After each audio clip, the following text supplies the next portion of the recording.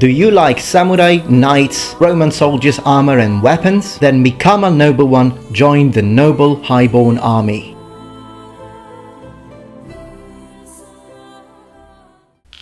Hello number ones, welcome back to my channel. This is the Metatron speaking, and today we're talking about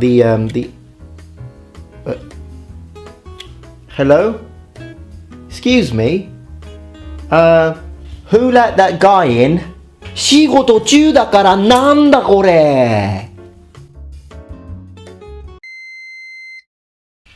Hi number ones, welcome back to my channel. This is the Metatron speaking. Thank you so much for stopping by. Today we're talking about medieval weapons compared and as opposed to Japanese armor. Now the topic is actually quite wide, and yes, I'm wearing samurai armor, to be specific 16th century. I'll get more into the details of that and what it means in terms of the sort of comparison we are making today. But suffice to say that when you say Japanese armor, you are in fact encompassing a massive amount of all sorts of different kinds of armor. Just going to move over here so that guy stops bothering me. Okay, so what do I mean by there are lots of different kinds of armor? Well, the Japanese have been making armor, protective equipment all the way back into prehistory.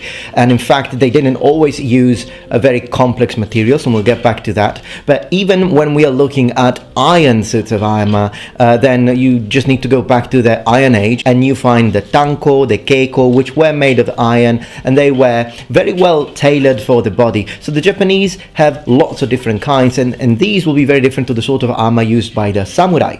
Now the samurai as a caste, we know, begins in the Heian period. Before that there weren't really samurai. There were precursors to samurai, but there weren't actual samurai. And today I'd like to sort of focus a little bit more on samurai armor. Contrary to popular belief, samurai armor was never made of wood, and samurai armor was never made of bamboo.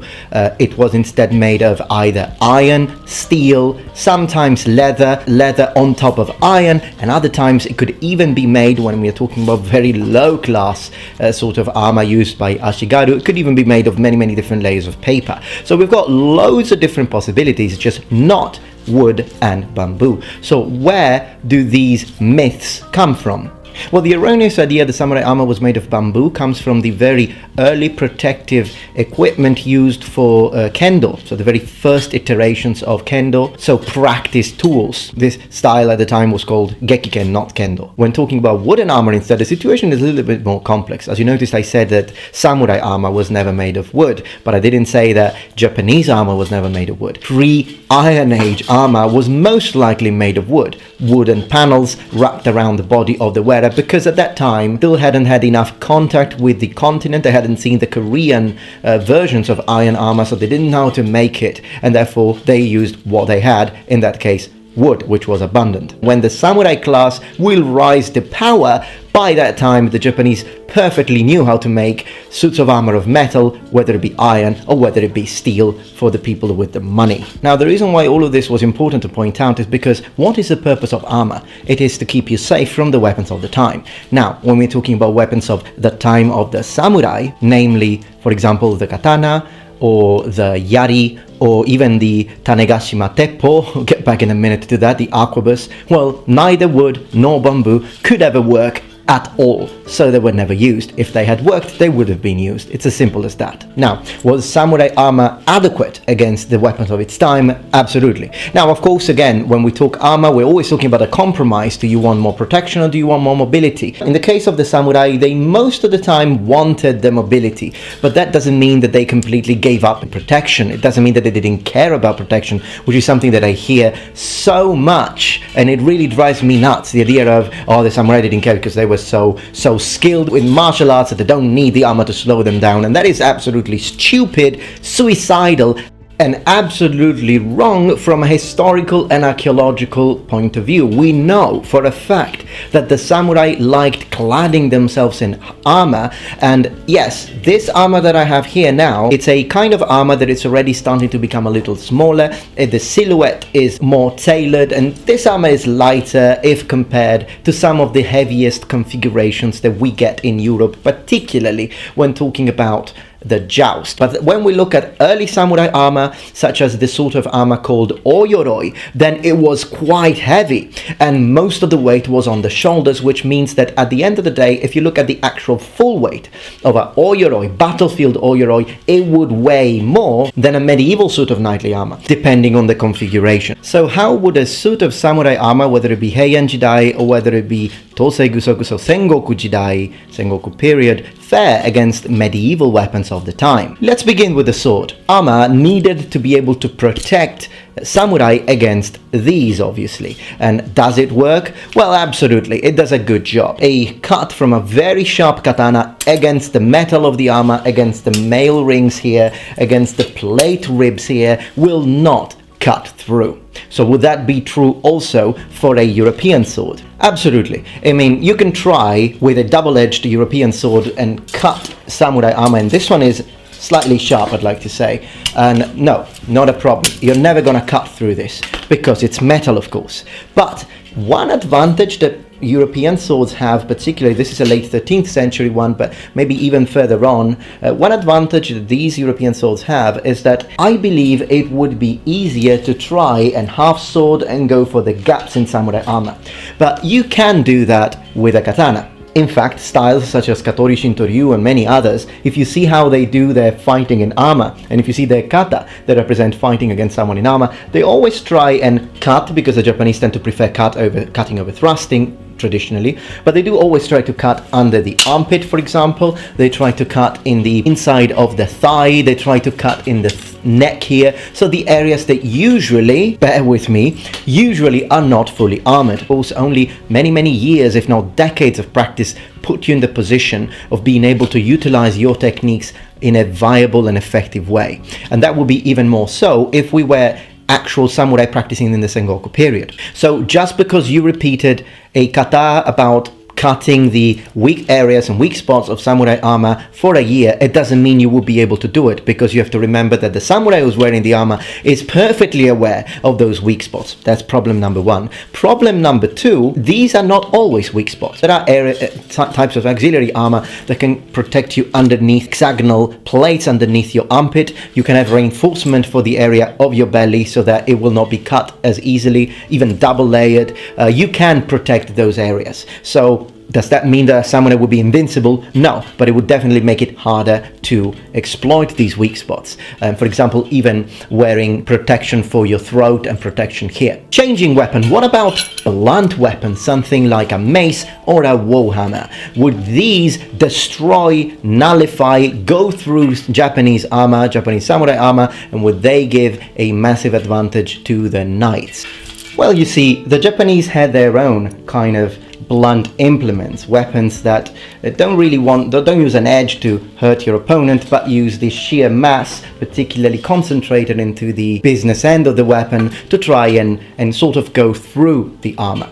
So this is, for example, is a kanabo. It was made by one of you, actually. Still, again, big thanks to you who made this for me. And as you can see, this one is wood with reinforced rivets, metal steel rivets in this case, but you can also have one kanabo that are made entirely of metal. Some people call them tetsubo, but then again, you've got lots of different variations. Some are thinner, some are thicker. But just suffice to say that the idea of we are going to use something blunt to try and hurt someone in armor was also contemplated. So would it hurt like a son of a beautiful morning to be hit by something like this? Yes, and therefore so it would with specialized sort of, let's call them anti-armor weapons of the West. Possibly a warhammer would be even better than a mace in my opinion, but definitely those would be a problem to deal with. Again, not a simple task to do that against someone who's particularly well trained. It will, at the end of the day, come up to individual skills of the warriors, but still, weapons like this, definitely more effective than simple swords against someone in full armor. Lovely. What about firearms? Well, this is a 16th century Tanegashima Teppo matchlock type arquebus. It was the sort of weapon mass-produced and used by the likes of Oda Nobunaga. You see these all the time, but these were copied by the original Portuguese examples. So of course, we had these in the West as well. What would happen if a Western power decided to shoot at the freaking samurai and kill them off? Well, early gunpowder doesn't automatically cancel out armor. This is again a myth. It very much depends on a lot of factors, like for example how close, range, precision, accuracy, lots of things that come into play. But the most important is also how wealthy of a samurai are you shooting, really? Because if you shoot someone who is a high-end, very successful samurai, perhaps a commander, a general, then most likely they will have spent the money to buy the so-called tameshi gusoku. A tameshi gusoku, well, gusoku is the word we use for harness in terms of armor, and tameshi comes from the verb tamesu, which means to try, to test. So it literally means test armor, because tameshi turns it into a noun, but it basically means tested armor. Tested against what? Arquebus balls. You can actually see these sort of armors that were tested because you can see the mark the arquebus ball left on the cuirass, and they worked. So early gunpowder against extremely well made and very expensive suits of tested armor would not cancel it out. Now, of course, if you hit them in the face because you are Robin Hood of the arquebus, then bye-bye samurai. But something like that could happen also, could relate also to a knight, for example, with his visor up. You shoot them in the face, doesn't matter how good their armor is, they're dead anyways. Okay then, what about spears and lances? Well, with polearms the situation is a bit different. You see, polearms were very effective everywhere. It doesn't matter if you look at Greek history, medieval history, African history, Asian history, anywhere polearms were used, and that's because they are an extremely effective weapon, and therefore even the Japanese used a lot of polearms. They used the naginata, for example, which was a cutting polearm, and then they used the yari like this one, which was mostly a thrusting polearm. But there are also many other in-betweens, including the very, very strange nagamaki, which is half a polearm, half a sword. It's kind of a crazy sword that I hope I will own eventually. So the armor that we have in this case is also designed with polearms in mind. And European polearms, well, if we are talking about spears, if we're talking about pikes, of course all of those are exceptionally effective weapons, but again I doubt a thrust from one of those could penetrate a high quality suit of Japanese armor. But when we look at weapons such as the poleaxe, then the situation is different, because you have the advantage of range, and at the same time you have the advantages of a blunt weapon. So I think if you really had to go against a fully armored samurai and you had to choose a medieval weapon, I would use a poleaxe. I think that would be the best option. It's the best of all worlds, and depending on the situation and what configuration you have, you could use the spike to thrust if you see an opening under the throat. You could use the hammer section to smash the armor in, and you can use the bladed section if it's one of those that also have like the axe business end, then you could use that. However, as my weapon of choice against a fully armored samurai, if I were to be a medieval knight, would definitely be the lance, of course, if I am mounted. If I'm not mounted, I'm going poleaxe, but if I am mounted, I think the sheer power of a lance in full charge with the technique of the couched lance and the lance rest, since we're talking 16th century here, would generate so much kinetic energy, it would generate so much power that it would most likely penetrate most kinds of armor used by the samurai. I'm not sure about tameshi gusoku. I don't want to just say something. I don't know if something that can block an arquebus ball, I don't know if that could also block a lance in full charge. I think it very much depends when they test them, from what distance do they test them, because for sure against a lance in full charge, we're not talking distance, he's on to you. So I think that would be a very interesting test to perform, and who knows, perhaps for a collaboration in the future, that could be a good idea. Alright, noble ones, well I hope that you enjoyed this video. If you did, please remember thumbs up. This is the second episode, of course, so if you haven't seen the first episode, check it out.